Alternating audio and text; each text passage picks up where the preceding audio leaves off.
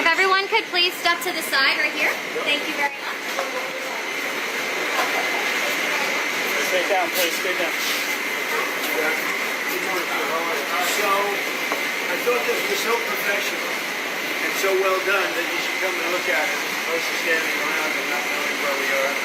And we're just taking tours through the areas where they stay and the areas where the medical is and all.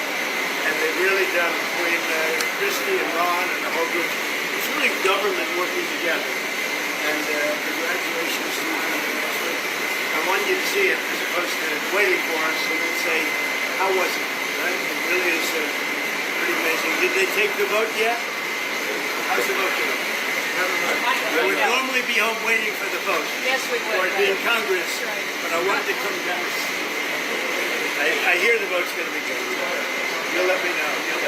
I will let you know. What's that? I don't think they're capable yet.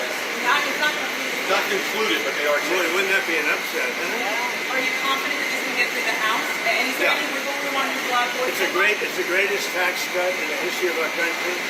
And if it doesn't pass, it's the biggest tax increase in the history of our country. That alone, 68% increase as opposed to a massive cut. It's the biggest tax cut in the history of our country, and everybody gets it. Mr. President and Madam Secretary, CNN yesterday pushed an app that lets you track where ICE agents are. Tom Homan was saying that perhaps CNN should be prosecuted for that as obstruction of law enforcement. Your response? Yeah, we're working with the Department of Justice to see if we can prosecute them for that, because what they're doing is actively encouraging people to avoid law enforcement activities, operations, and we're going to actually go after them and prosecute them for the partnership of FAM if we can, because what they're doing we believe is illegal. And they may be prosecuted also for having given false reports on the attack in Iran. They're given totally false reports. It's totally obliterated, and our people have to be celebrated. Not come home and say, what do you mean we didn't hit the target? We hit the target perfect. You know, the pilots came home and they said we hit the target perfect. So they may be very well prosecuted for that. What they did there we think is totally illegal. Okay, let's go. Follow us.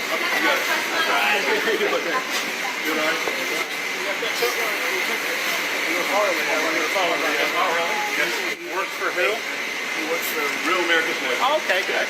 You think it's easy? You think I can take this? That's the way I'm at here. Yeah, here, brother. Right here, if you don't mind. We're just going to hold right here. Let's go. He's the one that said let's go.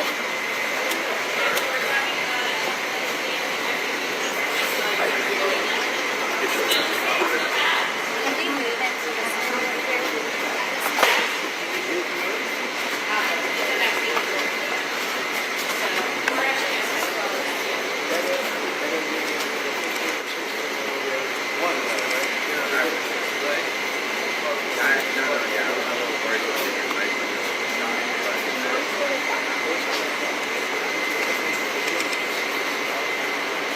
Now 1 in 32 versus 1 in 20,000. What's it? So it's one thing of it. 1 in 20,000. 20 million. Now it's higher than 1 in 16 in California. 1 in 16. You didn't know? There's something. Hey, Robert. Where's the speaker? Thank you.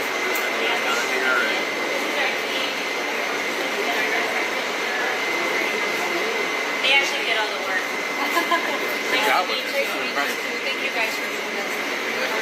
You got how many days to do it? This is day 9. 24 hours. I was this is like a monotone. Right here. Here's what we do all day long. Yes. I've been working with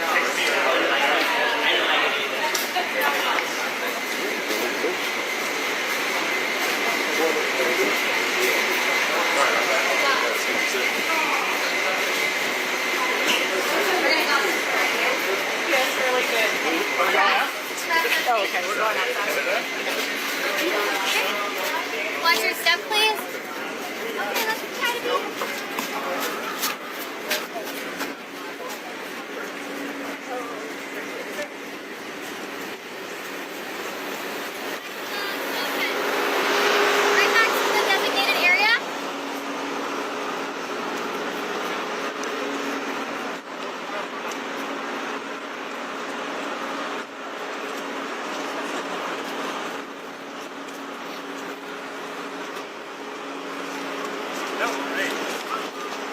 front of me first. Go down. Right on the corner there. Let's go right here. Right? Say hello to everybody. I want to get him walking down the Yeah. Yeah, I'll come with. Wait, that? I don't know. Back quiet. Trying to say hello. Okay, you got it. Confirm we can go. More shots.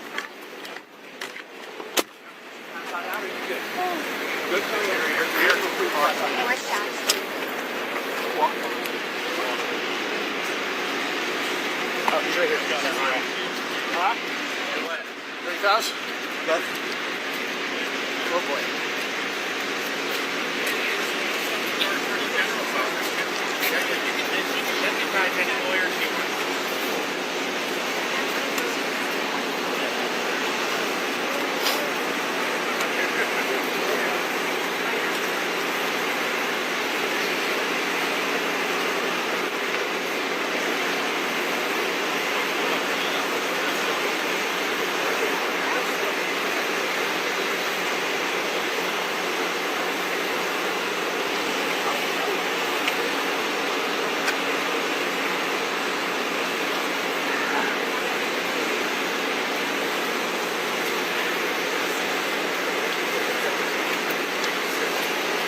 This is some of our staff, Florida Business Management staff, some of our vehicle here, some of our soldiers.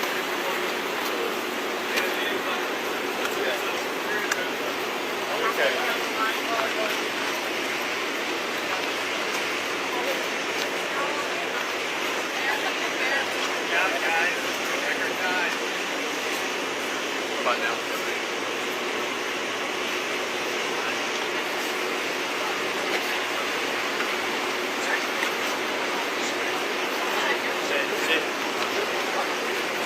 You got to hold here. Sorry, Mike.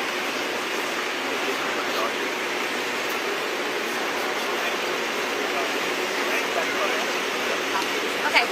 Hi, everyone. We're going to move to our next stop right this way. Okay. Thank you, guys. Okay, bro. There you have it. Come on, guys. Run it, guys.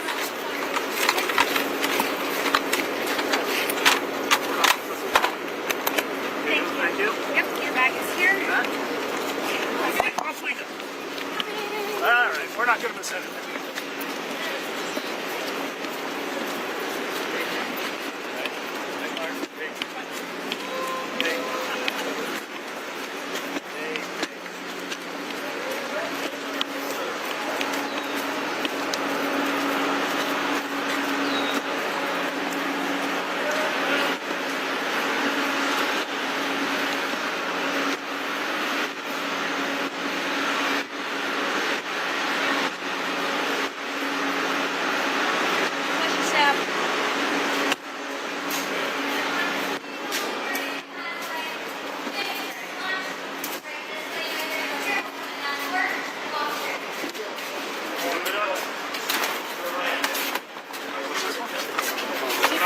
What are you trying to do? What are you trying to do?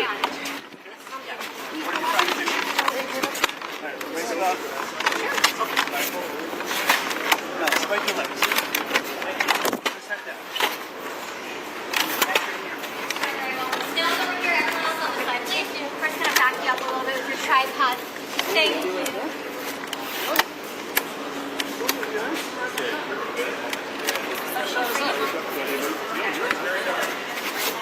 Doesn't make much sense.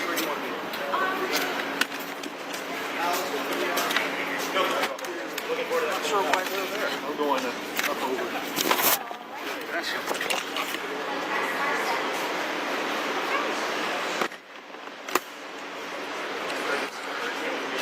Yeah. Hey, can you guys hear me? Yes.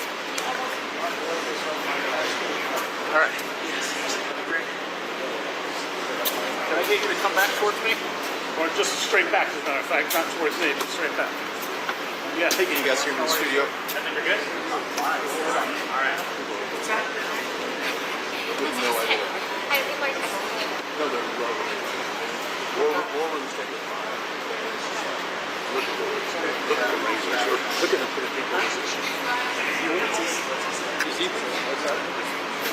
Oh, he's rubber.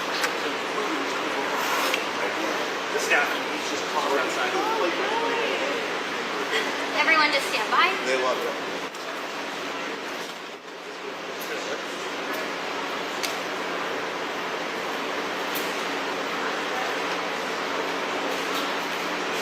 Oh wow, this is the actual holes.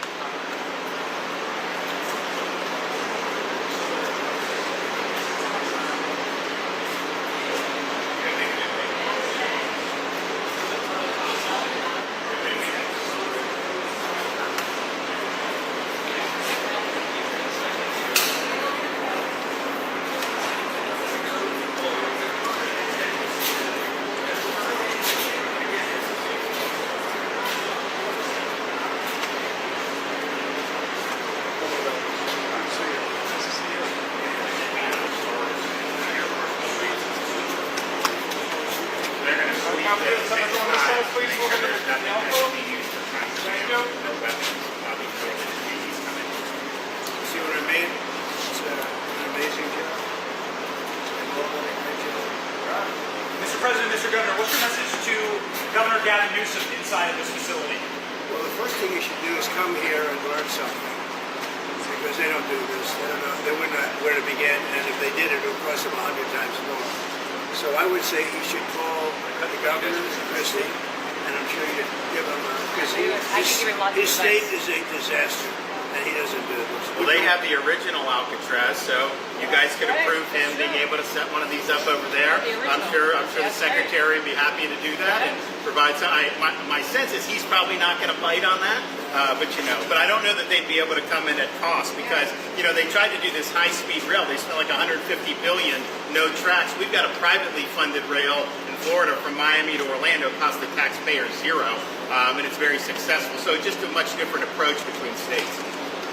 Hey, Mr. President, when's the first person checking in this beautiful Alcatraz? It'll cost 100 times more than now. He ought to come here and study this because he's going to learn a lot.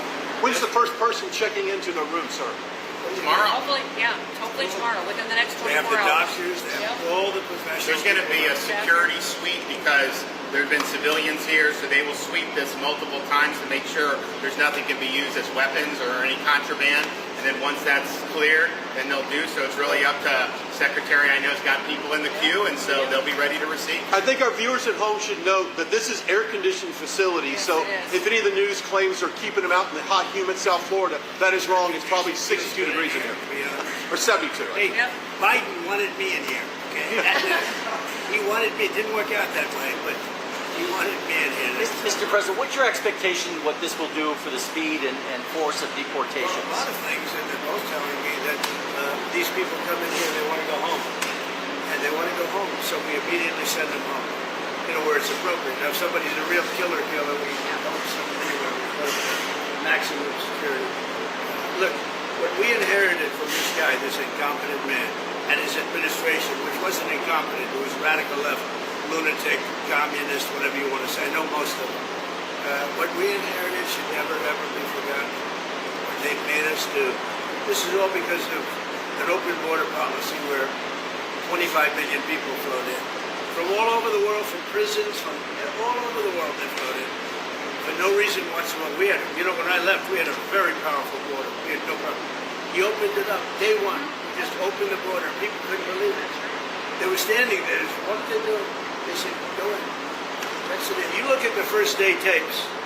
They opened it up and they said, go in. And that's where all of this began. But this is an amazing thing that they've done here. But listen, people don't have to come here. If they self-deport and go home, they can come back legally. We will let them come back legally. And there is a lot of self-deportation. Yes. But if you wait and we bring you to this facility, you don't ever get to come back to America. You don't get the chance to come back and be an American again and work here. So. They weren't with us when President and Secretary Kevin and I, we went through the intake. So right when you do the intake, they have the information about voluntary departure. They have the ability, obviously you guys are funding that because it's a lot cheaper to do it that way. So even if they get brought to the front doorstep here, they still have an opportunity to just go back voluntarily, and then this way they're How fast does that take from the minute that, let's say they get in here, they're like, hey, I want to stay here, I want to go back to... We can put them on a plane that day and take them home. We'll buy their plane ticket, go home, and then they get the chance to come back legally.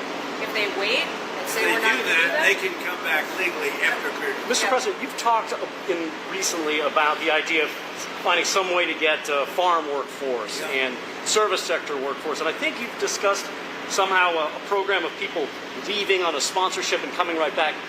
Can you give us a little more detail about that and why, in the view of some hardliners, it's not We're going to take amnesty? care of our farmers and hotel workers and various other people, and we're working on it right now, and Ron's going to be involved, and you're involved already. So we have a case, a lot of cases where ICE will go into a farm, and these are guys working there for 10, 15 years, no problem. The farmers know. We're going to put, it's called farmer responsibility or owner responsibility, but they're going to be largely responsible for these people. And they know these people. They've worked on the farms for 15 years, and all of a sudden so I have a great, Ron does, Christy does, we have a great feeling for the farmer and for others in the same position. And we're going to give them responsibility for people. And we're going to have a system of signing them up so they don't have to go. They can be here legally. They can pay taxes and everything. They're not getting citizenship, but they get other things. And the farmers need them to do the work. Without those people, you're not going to be able to run your farm. Mr. President, you and the governor tangled pretty hard in the 2024 election. You stand here now. I didn't notice. Yeah, you stand here now as partners on this effort. How would you describe your relationship, and what future does Governor I would say it's a DeSantis have? 10. Excuse me? I think it's a 10. Maybe 9-9, because there might be a couple of little ones. So maybe it's 9. we'll start. I think we have a 10. Do you think his wife should run for governor? We get along great. Should Casey DeSantis run for governor? The thing about it is, I endorsed him immediately in January 2024. I raised one of his PACs millions and millions of dollars, and obviously we saved him a lot of money in Florida because Florida was a deep red state. He didn't even have to do a rally in Florida, whereas 2016 and 20, this was like ground zero, and so we've been really happy to do that, and then we've worked very well on this and other issues with Florida. And you can call him at any time, and he wants to be helpful for governors. I mean, I can tell you that. We did Hurricane Helene last year. You didn't hear from the president at the time then, but with President Trump, we know immediately. You just make the phone call. Can we ask a Gaza follow-up question? I'm sorry, like another thing you inherited. How firm are you going to be with Netanyahu about ending the war in Gaza? Very firm. But he wants it to. He's coming here next week. He wants to end it too. We had a tremendous success with Iran. Somebody said, when are you going to sign? I said, sign? They are so bombed out. Did you see the report issued this morning? The place was decimated. It'll be years before anybody even gets down there. So that's not a priority, but we'll have a report and we'll have whatever we want. We'll get whatever we want from Iran. And I think, and I hope they want to have a good, they have massive sanctions right now, biting sanctions. It's going to be very hard for them to do anything with those sanctions. And I look forward to maybe there'll be a time when we get along with them and they can rebuild their country. But is there a point where you tell Netanyahu, like, you've got to end this now, you got to strike a deal? Well, he wants to. I can tell you he wants to, and I think we'll have it. I think we'll have a deal next week. Thank you. That's what I think. Mr. President, do you intend to announce your pick for successor to Jay Powell earlier than say, or as early as say the summer or this fall? Will I do something about who it's going to be? Yes. I don't know. Hey, she'd be a good candidate. I do. She'd be a good candidate. Anybody would be better than Jay Powell. No, he's causing us a fortune because he keeps the rate way up. I think it's Trump derangements and oppressed. But, you know, we have a very strong country. We're the strongest country. Look, our country right now is at a level that we haven't seen for 40, 50 years. What we're doing now is nobody's seen anything like it. I told you, I was in the Middle East. The King of Saudi Arabia said to me very strongly, he said, you know what? A year ago you had a dead country. Now you have the hottest country in the world. We do. We have the hottest country in the world. Thank you very much. I was going to say Syria. We'll be seeing it over the next year. Also, those type of industries. Kill more Brego Garcia, the first debate here.